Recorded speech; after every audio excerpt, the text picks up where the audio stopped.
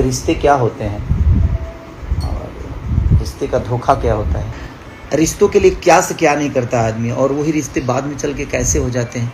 सारे रिश्ते ऐसे नहीं होते हैं, बट हमें रिश्ते की सच्चाई जब पता चलती है तो हमारे पैरों से ज़मीन खिसक जाती है। तो भाई बहुत सारी चीज़ें आपको रिश्ते में देखने को मिलेगा, या गाने हो या शो हो, कार्यक्रम हो, जो भी हो, वो भोजपुरी सेलिब्रिटी मैनेजमेंट ही उसको तय करती है और वही से उसी ऑफिस से सारी चीज़ें होती है।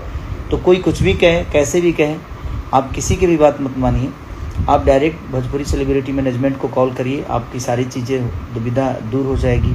और दूसरी की बहुत सारी चीज़ें कि हम करा देंगे, कोई नहीं कराएगा।